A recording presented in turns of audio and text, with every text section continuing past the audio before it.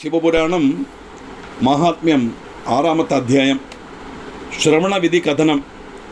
எப்படி இந்த புராணத்தை கேட்கணும் அப்படின்னு சூதன் சொல்கிறார்.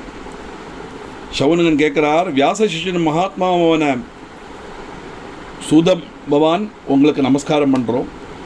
நீங்கள் தன்யனும் சைவ சிரேஷ்டனும் கீர்த்திக்கப்பட்ட மகத்தான குணங்களோடு கூடியவனும் ஆக்கும். சம்பூர்ணமான உத்தம பலம் லபிக்கிற மாதிரி இந்த சிவபுராண சிரவணத்துக்குள்ள விதியை எங்களுக்கு சொல்லித்தரணும். சம்பூர்ண உத்தம பலம் லபிக்கணும்னா விதியாமண்ணம் சிவபுராணம் கேட்கணும்னு அர்த்தம், ஸ்ரத்தையோடு கேட்கணும்னு அர்த்தம். சில விதிமுறைகள்லாம் இருக்குது அது கேட்கறதுக்கு அப்படின்னு. அது கேட்கணும்னு சொன்ன உடனே சூதன் சொல்கிறார், சம்பூர்ண பலம் சித்திக்கிறதுக்கு சிவமகாபுராண சிரவணத்துள்ள விதியை சவுனகமுனே உனக்காக நான் சொல்கிறேன், கேட்டுங்கோ. ஏ தெய்வஜனே, ஜோதிஷாஸ்திரத்தை விழிச்சு வருத்தி பாராயணத்தினுடைய நிர்விഘ്നமான சமாப்திக்கு வேண்டி சுத்தமான முகூர்த்தம் பரிசோதித்து சீகரிக்கணும். முதல்ல ஜோல்சினை கொண்டு வந்து ஒரு நல்ல சமயம் தீர்மானிக்கணுமாம் சிரவணம் தொடங்கிறதுக்கு. சிவப்பிரதமான சிவபுராண வாஜனம் நடக்கிறங்கிற வார்த்தை தேசங்கள் தோறும் அறிவிக்கணும். இதை எல்லாருக்கும் மெசேஜ் போகணும் இல்லையா, விஷயம் தெரியணும் இல்லையா. இதெல்லாம் ரேராக நடக்கக்கூடிய சம்பவம். இது கேட்குறதுக்கு எல்லாருக்கும் தாற்பயம் இருக்கும், ஆனால் எங்கே நடக்கிறது தெரியாதுங்கிற மாதிரி வரப்படாதுங்கிறதுனால எல்லாரையும் அதை அறிவிக்கணும். அது 2வது விதி. சைவீகதா பவிக்கப்பட்ட சுபார்த்திகள் வந்து சேரணும். யாரெல்லாம் தாற்பயத்தோட சிவபுராணம் கேட்கணும்னு நினைக்கிறாளோ அவள்லாம் வரணும். அப்படின்னா வரப்பட்டவாள்லாம் சிவபுராணம் கேட்கறதுல தாற்பயம் உள்ளவாளாக இருக்கணும். தாற்பயம் ஹரியோடும் சங்கரனுடையும் கீர்த்தனங்கள் ஸ்ரவிக்காத்த ஸ்திரீ சூத்ராதிகளுக்கு போதம் இதனால் பவிக்கும். ஹரியோடும் சங்கரனும் கீர்த்தனங்கள் ஸ்ரவிக்காத்த ஸ்ரீ சூத்ராதிகளுக்கு போதம் இதனால் பவிக்கும். இந்த சிவபுராணத்தினால அவளுக்கு பிரயோஜனம் கிடைக்கும். தாற்பயம் தேசங்கள் தோறும் உள்ள சிவகீர்த்தன சிரவணத்தினால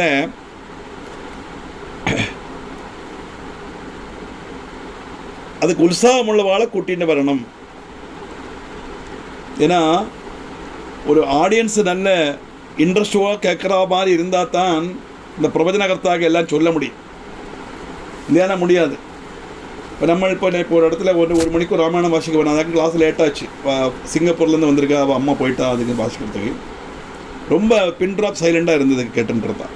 அதனால் என்னென்னா நிறைய விஷயங்கள் எனக்கு சொல்ல முடிஞ்சது. இப்போ ஒரு பிரவச்சனம் பண்ணுறதானாலும் சரி, ஒரு விஷயம் சொல்கிறதானாலும் சரி, அந்த ஸ்ரோதாக்கள் எந்த அளவுக்கு அதில் கான்சன்ட்ரேட் பண்ணி அவள் கேட்குறாளோ அதை அனுசரித்து அவளுக்கு சொல்ல முடியும். அதனால தான் இந்த கச்சேரி ஆகட்டும் பிரபாஷணமாகட்டும் ഏറ്റവും முன்னால் உட்காந்து பகுதியெல்லாம் எழுந்திருந்து போகக்கூடாது. அப்போ என்னன்னா இவனுக்கு கொஞ்சம் ஒரு நெகட்டிவ் எஃபெக்ட் இவனை அஃபெக்ட் பண்ணும் இந்த சொல்லப்பட்டவனை. அதனால் யாரெல்லாம் கூட்டின்னு வராளோ அவெல்லாம் உற்சாகம் உள்ளவாளாக இருக்கணும்.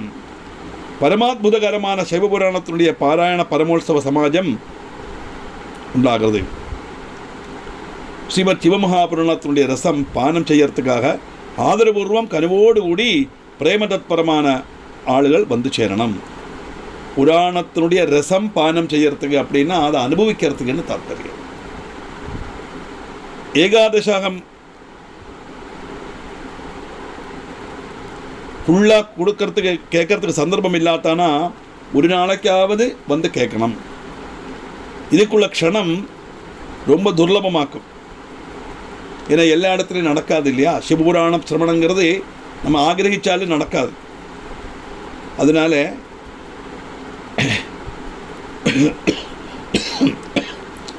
அது கேட்கறதுக்கு வரணும்.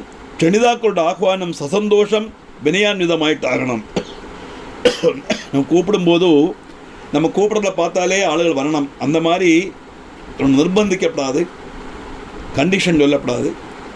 அவளை தாற்பயத்தோடு உள்ளவளை தேடி கண்டுபிடிச்சு அவளை கூட்டின்னு வந்து அவள் அதை கேட்கணும். இதுவும் ஒரு விதி தான் அப்படிங்கிற. யாரெல்லாம் வராளோ அவளை எல்லா பிரகாரத்திலையும் ஆதரிக்கவும் வேணும். கூப்பிட்டா மட்டும் போடாது இல்லையா. வந்தவாளை வேண்ட போல கவனிக்கணும். அவளுக்கு உட்காரத்துக்கு இடம் கொடுக்கணும், குடிக்கிறதுக்கு வெள்ளம் கொடுக்கணும், அவள் மழையும் வெயிலும் கொள்ளாத மாதிரி இருக்கிறதுக்குள்ள சௌகரியங்கள் செய்து கொடுக்கணும். இப்படி எல்லா ஏற்பாடும் பண்ணிட்டு வேணும் ஆளுகளை கூப்பிடுறதுக்கு. சிவாலயத்திலேயோ தீர்த்தத்திலேயோ வனத்திலேயோ இல்லை கிரகத்திலேயோ சிவாவரணத்தின் உத்தமமான சிரவணஸ்தலம் கல்பிக்கணும்.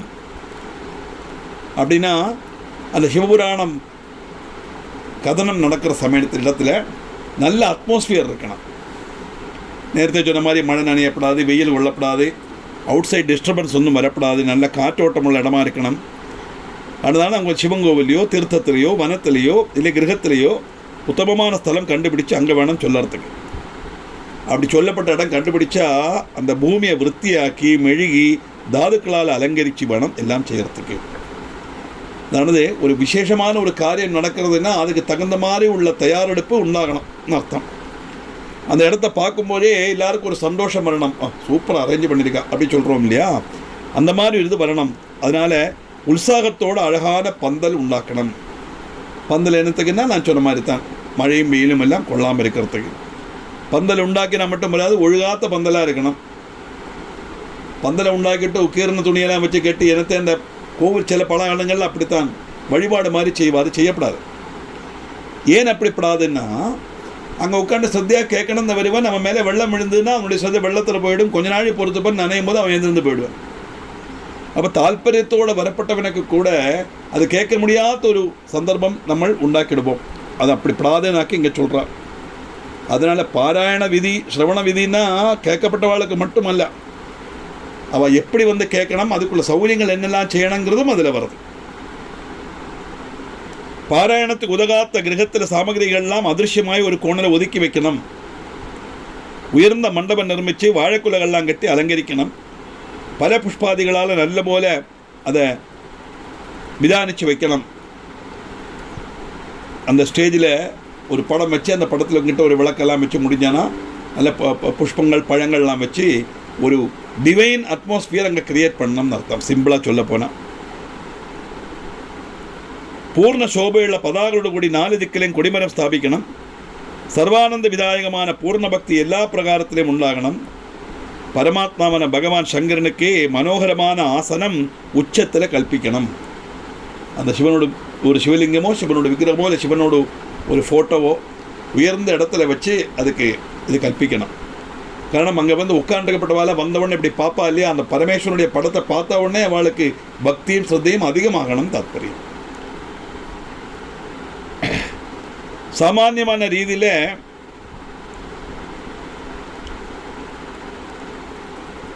மற்றொருவாளுக்கும் ஸ்தலம் தரப்படுத்தணும். ஸ்ரோதாக்களுக்கு ஏதாவது நல்ல ஒரு ஸ்தலம் இருக்கணும். சிலவா வந்து சும்மா என்ன நடக்கிறது பார்க்கலான்னு வருவா. அப்படிப்பட்டவாளுக்கு அவளுக்கும் இருக்கிறதுக்குள்ள ஸ்தலம் கொடுக்கணும். ஏன்னா சிரவணம் தானே முதல்ல தொடங்கும் இல்லையா.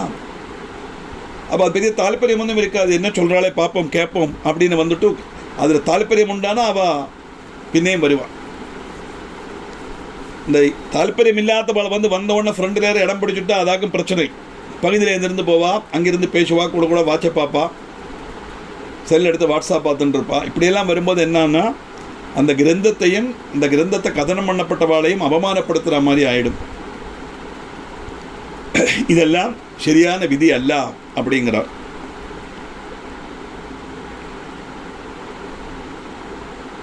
விவாகத்தில் மாதிரி மனசு எல்லாம் மண்டலத்திலையும் சஜ்ஜமாக்கணும்.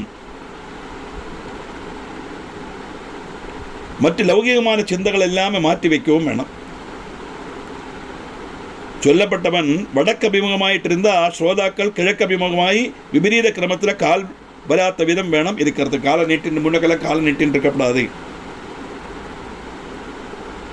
பூஜ்யனை மத்தியத்தாக்கி சுற்றும் ஸ்ரோதாக்கள் இருக்கிறதானா பூஜ்யக மத்தியம் கிழக்காக்கும் பிரமாணம்.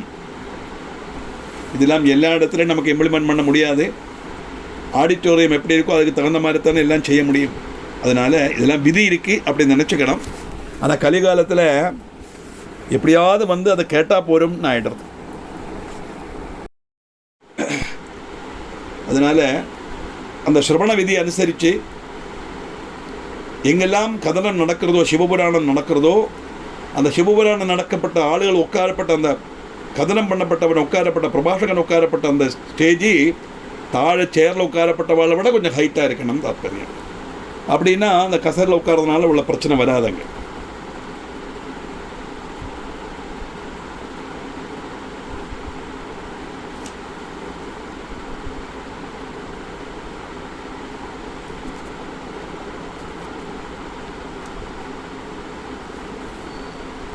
இதில் முக்கியமான காரியம் என்ன அப்படின்னா சொல்லப்பட்டவன் அபிபமா ஸ்ரோதால் இருந்தானா அவனுடைய வக்தாவுக்கு நேரே ஆகணும், ஐ கான்டாக்ட் இருக்கணும் தாற்பயம். அதே மாதிரி இந்த வியாசபீடம் சொல்லுவா, இந்த கதை சொல்லப்பட்ட அவள் உட்காந்துக்கப்பட்ட இடம், அதில் ஏறியாச்சானா அந்த பௌராணிக துவிஜன் கதாகதனம் கழியாமல் மற்ற ஆரையும் நமஸ்காரம் பண்ணவோ படாது. அதில் வந்துருந்தவனா இப்படி காணிக்கலாம், அது காட்டப்படாது. சிரிக்கலாம், அப்படி இருக்கலாம், நமஸ்காரம் பண்ணப்படாது. காரணம் அந்த வியாசபீடத்துக்கு அம்பட மதிப்புண்டு தாற்பயம். அந்த வியாசபீடத்தில் ஏறி உட்காண்டாச்சானா அவன் சாதாரண व्यक्ति அல்ல. எந்த ஒரு புராணத்தை நம்ம சொல்கிறோமோ அந்த புராணத்தில் உள்ள இதாகிட்டு இப்போ சிவபுராணம் எடுத்தால் பரமேஸ்வரன் தான் உட்காந்துருக்காருங்கிற மாதிரி தான் அதை ட்ரீட் பண்ணணும். அதை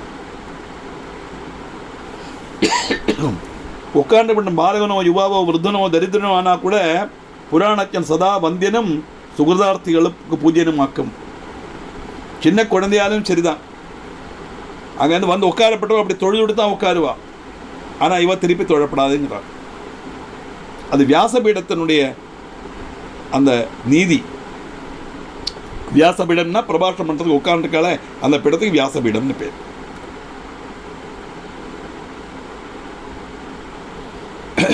இந்த கதை பண்ணப்பட்டவன் இருக்கானே, சொல்லப்பட்டவன் இருக்கானே, நீச்ச புத்தி வச்சு புலர்த்தப்படாது,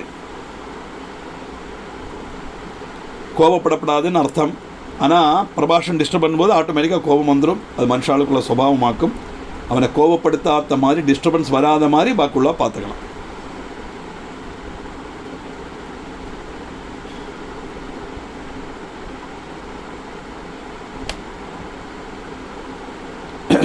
இப்படி நம்மளை போல ஒரு மனுஷன்தான் ஒரு சரீரம் சுவீகரித்து அங்கே உட்காண்டிருக்கான் அப்படி நினைக்கப்படாதான். காமதேனு திவ்யமான பசு, தேவலோகத்தில் உள்ள பசு. இந்த காமதேனு சமமான வாக்கு ஆறுலேருந்து நிர்கலிக்கிறதோ அந்த புராணக்கின தாழேங்கிற நிலையில் ஒரிக்கலும் கருதப்படாது. அவன் எந்த வயசானவனாக இருந்தாலும், எத்தனை வயசுன்னு கணக்கு கிடையாது. இந்த புராண கதனம் பண்ணப்பட்டவன் ஆறாக இருந்தாலும் அவனை வேதவியாசனாக நினைக்கலாம், பரமேஸ்வரனாக நினைக்கலாம். ஜென்மம் கொண்டோ குணங்கள் கொண்டோ அநேகம் குருக்கன்மார்க்கு இருந்தாலும் அவளோட மத்தியத்தில் புராணத்தின் விசேஷம் பரம குருவாக்கும். சாதாரண கச்சேரியில் அப்படித்தான், நல்ல பாட தெரிஞ்சவன் ஃப்ரெண்டில் உட்காந்துருப்பா. ஆனால் ஸ்டேஜில் உட்காந்து பாடப்பட்டவன் அவளெல்லாம் மதித்து தான் பாடணும்.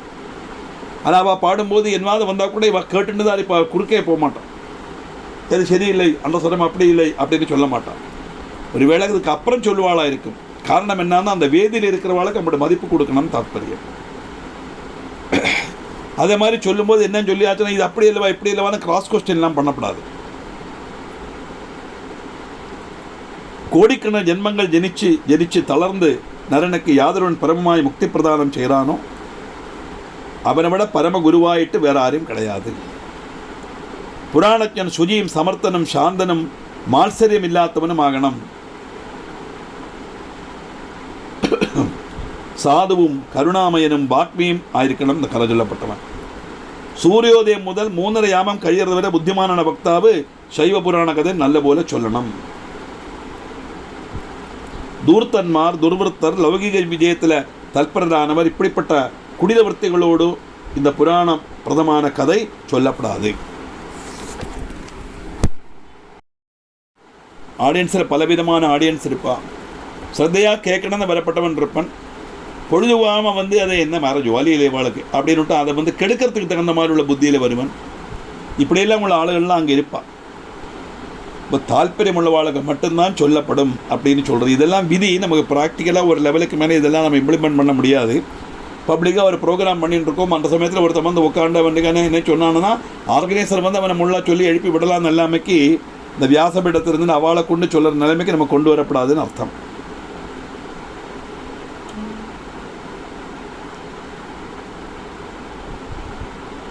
துர்ஜனங்களோ கொள்ளக்காராலோ அந்த இடத்துல இருக்கப்படாது. மோஷ்டிக்கிற எண்ணத்தோடு அங்கே இருக்கப்படாது. அதே மாதிரி மத்தியான சமயத்தில் கொஞ்சம் கேப் விடணும், இன்டர்வல் விடணும் அப்படிங்கிறார். எதுக்குன்னா அந்த கேட்கப்பட்டவாளுக்கும் சரி கதாசிரவணம் பண்ணப்பட்டவனுக்கும் சரி அவனுக்கு மலமூத்திர விசர்ஜனம் செய்யறதுக்குள்ள சமயம் கொடுக்கணும், விஸ்ரமிக்கிறதுக்குள்ள சமயம் கொடுக்கணும்.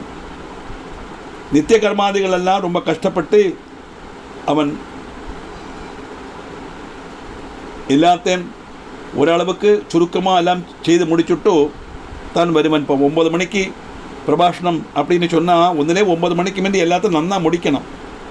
அப்படி இல்லைன்னா ஒரு கொஞ்சமாக டெய்லி உள்ள மாதிரி இல்லாமல் அவனுடைய நித்திய கர்மங்கள் சந்தியாவந்தனமாகட்டும் ஜபங்கள் காரியங்களாகட்டும் அங்கே அவன் கொடுக்க வேண்டிய இம்பார்ட்டன்ஸு அந்த பிரவச்சனத்துக்கு ஆயிருக்கணும் தாத்பரியம்.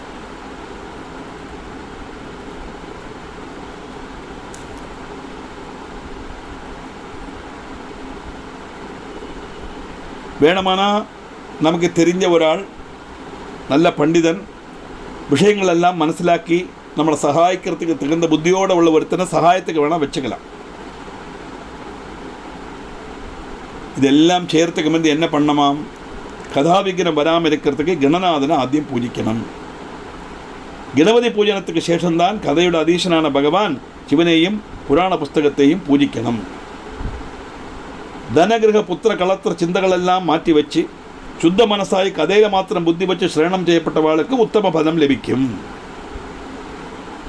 எல்லாத்தையும் மறந்து அங்கே எந்த ஒரு விஷயம் சொல்லிட்டு இருக்காளோ அந்த விஷயத்தில் மனசை கேந்திரீகரித்து சித்தையை கேந்திரீகரித்து நம்ம கேட்டால் தான் உத்தமமான பலம் கிடைக்கும்.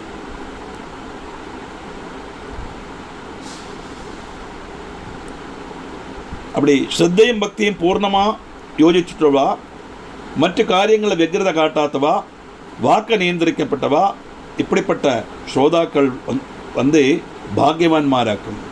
அவள் புண்ணியம் தேடுறா அப்படின்னு அர்த்தம். யாதொரு அபக்தனான நராதமன் இந்த கதை கேட்கிறானோ அவனுக்கு சிரவண பலம் லபிக்காது. மாத்திரமல்ல ஜென்மந்தோறும் துக்கங்களும் பவிக்கும். தாற்பயம் இல்லாமலோ விஸ்வாசம் இல்லாமலோ அங்கே போய் உட்காந்து என்னத்தை சொல்கிறான் பார்ப்போம் அப்படிங்கிற மாதிரி எல்லாம் வந்து யாரும் உட்காரப்படாது. புராண கிரந்தம் பூஜிக்காமல் யாதொரு மூடன் இந்த கதை கேட்கிறானோ அவன் தரித்திரனும் சந்தானகீனனும் அவன். கதாகதம் நடக்கும்போது எழுந்திருந்து வேறொரு இடத்துக்கு போப்பட்டவா தாராதிகள் நசிக்கும். இவன் செய்யப்பட்ட பாவம் எல்லாம் குடும்பத்தை பாதிக்குங்கிறான். தலையில் கை முண்டை கட்டின்னு இந்த கதா சபிக்கப்பட்டவா அவளுடைய புத்திரன்மார் பாவிகளும் குலதூஷகருமாய் தீருவா. யாதொருவன் தாம்பூல பக்ஷணத்தோடு கூட இந்த கதை கேட்கிறானோ அவனை யமகிங்கரன்மார் நரகத்தில் வச்சு உபதிரவிப்பா அப்படின்னு போட்டிருக்கு. சொமலம் பூஜிப்பிப்பான்னு போட்டிருக்கு. அதெல்லாம் வேண்டாம். தாத்பரியம் என்னன்னா அதை கேட்டுண்டே அப்படியே போய் நம்ம சினிமா தியேட்டரில் சினிமா பார்க்குற மாதிரி இல்லையா, பாப்கார்ன் கப்பலண்டி இதெல்லாம் கொண்டு வச்சுட்டு வர சிந்துண்டே அப்படி கேட்கப்படாது. காரணம் என்னன்னா அவனுடைய மனசும் இந்திரியங்களும் எல்லாம் அந்த கதாசிரமணத்தில் மூழ்கி இருக்கணுமே ஒழிய அதை விட்டுவிட்டு அவன் இதில் போகப்படாதுன்னு தாத்பரியம்.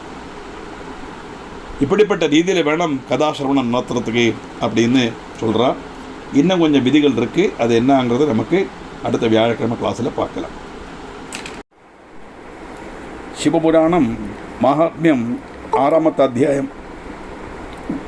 அதில் 43 வரை நம்மளை பார்த்தோம். தாம்பூலம் பக்ஷயந்தோயே ஷண்வந்தீமாம் கதாம் நராக சுவிஷ்டாம் காதயந்தியேதான் நரகே யமகிங்கராக அது வரை பார்த்தோம். அதானது தாம்பூலம் என்னண்டு இந்த கதை கேட்கப்பட்டவா நரகத்தில் வச்சு அவள் ரொம்ப கஷ்டப்படுவா அப்படின்னு சொல்லி நடத்தினோம். அதுக்கப்புறமும் ஏஜ துங்காசன அரூடா ஷண்வந்தி இமாம் கதாம் நராகம் புக்த்வா ஏ நரகான் சர்வம் தத காகா பவந்தி. யாதொருவன் உயர்ந்த ஆசனங்களில் இருந்துண்டு இந்த கதையை கேட்குறானோ அப்படின்னா பண்டு காலத்துல எல்லாம் பிரபாஷணம் பண்ணப்பட்டவன் மேலே இருப்பா, பாக்கியெல்லாம் தரையில் தான் உட்காருவான். இப்போது அவள் ஸ்டேஜில் உட்காந்துக்கா இல்லையா, அந்த ஸ்டேஜை விட உயராக மல்லாமைக்கு ஸ்டேஜை கொஞ்சம் உயர்த்தி போட்டு அதில் உட்காந்து இவள் கசரில் கொஞ்சம் தாழ்ந்து உட்காந்து கேட்கணும். அந்த ஸ்டேஜை விட உயர்ந்த கசேரையில் இவள் உட்காரப்படாதுன்னு தாற்பயம். அப்படி கேட்டா என்ன ஆகும், நரகாதனங்களெல்லாம் அனுபவித்து காக்கையாக ஜனிப்பா. வீராசனம் முதலாய ஆசனங்கள்லேருந்து கதை கேட்டவா நரகங்கள் பூஜித்த சேஷம் விஷவருஷங்களாய் பவிப்பா. பக்தாவை பிரணமிக்காமல் கதை கேட்கப்பட்டவா നരകങ്ങളെല്ലാം അനുഭവിച്ച് മരുത് വൃക്ഷങ്ങളായി തീരുക. കഥപ്പെട്ടവനുക്ക് സമമാ സ്ഥാനത്തിൽ നിന്ന് കഥ കേട്ട ഗുരുപത്തിനി പ്രാപണത്തിലുള്ള പാപങ്ങൾ നരകത്തിൽ ഭുജിപ്പാം. രോഗിയില്ലാത്തവൻ കിടന്നിട്ട് കഥ ശ്രവിച്ച നരകങ്ങൾ അനുഭവിപ്പൻ. അപ്പോൾ രോഗമുള്ളവൻ പടത്തിന് കേൾക്കലാം നിരിക്കപ്പൻ. രോഗമില്ലാത്തവൻ പടത്തിന് കേട്ട നരക അനുഭവിപ്പൻ. இப்படி பாவனமான கதையையும் கதை சொல்லப்பட்ட வக்தாவையும் நிந்திக்கப்பட்டவா நாயா பொறப்பா. கதாகதன வேளையில் துர்வாதம் நடத்தப்பட்டவா கோர நரகங்கள் அனுபவித்து கழுதைகளாய் தீருவா. ஒரு கதை ஒரு ஆள் சொல்லிட்டு இருக்கும்போது குறுக்க புகுந்து அது அப்படி இல்லைவா இப்படி இல்லைவான்னு கேள்வி கேட்கப்படாது. விஷாமல் கேட்டுருக்கணும், என்ன வேணால் சொல்லட்டும். அதுக்கப்புறம் நோட் பண்ணிக்கணும். அதுக்கு அவன் சொல்கிறதான் சரின்னு நம்ம சம்மதிச்சு கொடுக்குறதான்னு அர்த்தம் இல்லை. எல்லாம் கழிஞ்சப்பறம் எனக்கு ஒரு சந்தேகம் இருக்குது அப்படின்னு கேட்கணும். அப்போ அவள் அதுக்கு கிளியர் பண்ணி கொடுப்பார். அந்த கதாகதன வேளையில் இன்டர்ஃபியர் பண்ணப்படாதுன்னுங்கிறார். பாவனமான இந்த கதை ஒரிக்கலும் கேட்காதிருந்தப்பட்டவன் கோர நரகங்கள் அனுபவித்து காட்டு பந்திகளாய் தீருவன். சிவபுராணம் கேட்காதவெல்லாம் காட்டு பந்தியாக பிறப்பான்னு பாகவத மகாத்மியத்தில் சொல்கிறது. அதனால் என்ன, எந்த ஒரு மூடன் கதை நடந்து இருக்கிற சமயத்தில் அதுக்கு விக்னம் வருத்துகிற மாதிரி பிரவர்த்திக்கிறானோ அவன் நரக யாதனையெல்லாம் அனுபவித்து நாட்டு பந்திகளாய் தீருவன். இந்த நாட்டு பந்திகளாக்கும் நம்ம நேரத்தை சொன்னோமே, பவந்தி அஜகராதயா பவந்தி அஜகராதயா பவந்தி அஜகராதயா. அதை அப்புறம் சொல்கிறேன்னு சொன்னேன். அஜகராதயா பவந்தி அஜகராதயா பவந்தி அஜகராதயா. இப்படி சுத்த சித்தனாக ஸ்ரோதா நல்ல பக்தியோட கதை கேட்கறதுக்கு பிரதிபூர்வம் தயாராகணும்னாக்க நமக்கு இதுவரை சொல்லித்தந்த அந்த விபரீதமான காரியங்களுடைய பலம் என்னான்னு சொல்கிறதே நம்ம ஸ்ரத்தையாக கேட்கணும்னு நமக்கு உபதேசம் பண்ணுற மாதிரி ஆக்கும். நித்திய கிரமங்கள்லாம் சுருக்கி செய்து பிராயச்சித்தங்கள் அனுஷ்டிச்சு கொள்ளலாம். நவகிரகங்களை பூஜித்து விதி பிரகாரம் புராண புஸ்தகம் பூஜனம் செய்யணும். ஸ்துதிச்சு தீனநாமான வாக்கியங்கள் சொல்லி புஸ்தக பூஜனம் செய்து ஸ்ரீமத் சிவமகாபுராணம் பகவான் பிரத்யக்ஷத்தில் மகேஸ்வரன் தான் அப்படின்னு நினைச்சோட இந்த புராண புஸ்தகத்தை பூஜை பண்ணணும். சிரவணத்துக்காக நான் உங்களை ஸ்வீகரிக்கிறேன், நீங்கள் சந்தோஷமாய் தீர்ந்தாலும் அப்படின்னு சொல்லித்தான் அந்த கிரந்த புஸ்தகத்தை கையில் எடுக்கப்படுமா. அதுக்கப்புறம் அந்த கிரந்த பூஜனம் செய்துவிட்டு வக்தாவை ஸ்துதித்து கரங்கள் கூப்பி தீனமாக சொல்லணும், என்னுடைய மனோரதம் சபலமாக்கி தீர்க்கணும், நிர்விக்னமாக இந்த கதாசிரமணம் சம்பூர்ணமாய் தீரணும், பவசாகரத்தில் முங்கி கிடக்கப்பட்ட தீனனான என்ன ஏ பரமேஸ்வரா நீ உத்தரிச்சாலும், கர்மமாகப்பட்ட முதலையால் கிரசிக்கப்பட்ட சரீராவயவங்களோடு கூடின என்ன சம்சார சாகரத்திலேருந்து உத்தரிக்கணும். கர்மமாகப்பட்ட முதலையால் கிரசிக்கப்பட்ட சரீராவயவங்களோடு கூடின என்ன சம்சார சாகரத்திலேருந்து உத்தரிக்கணும் அப்படின்னு. இப்படி சாட்சாத் பகவான் சிவனுடைய சுரூபமான சிவபுராணம் பூஜித்து தீனவாக்குகள்லாம் உச்சரித்து பக்தாவை பூஜிக்கிறதுக்கு ஆரம்பிக்கணும். சிவபூஜா விதியில் பக்தாவை புஷ்பம் வஸ்திரம் ஆபரணம் தூபம் தீபம் எல்லாம் சொல்லி பூஜிக்கணும் அப்படின்னு சொல்லிருக்கு. சுத்தமான மனசோடு கதா அவசானம் வரை அவர்கள் முன்னால் இருக்கணும், நடுவில் எழுந்திருந்து போகப்படாது. தீட்சை கூடாத புருஷன்மார்க்கு கதாசிரமணத்தில் அதிகாரம் கிடையாது. பக்தாவனோடு பிரகாரம் பிரார்த்திக்கணும். வியாசஸ்வரூபனான மகாத்மாவான சிவசாஸ்திரம் பூர்ணமாக அறியப்பட்ட நீங்கள் இந்த சிவபுராண கதைகளோட பிரகாசனத்தினால் என்னுடைய அஜ்ஞானத்தை பூர்ணமாக நசிப்பிச்சாலும் ஏ சவுனக முனே பக்தி புரஸ்தரம் கதாசிரமணத்தை பக்தரான சோதாக்களுக்குள்ள விதி இதை நான் சொல்லியாச்சு, இதே மாதிரி நீங்கள் கேளுங்கோ. இப்படி ஸ்கந்த புராணத்தில் சிவபுராண மகாத்மியத்தில் சிரவண விதி வர்ணனம் அப்படிங்கிற விஷயத்தை இங்கே சொல்லி முடிக்கிறார் சூதன்.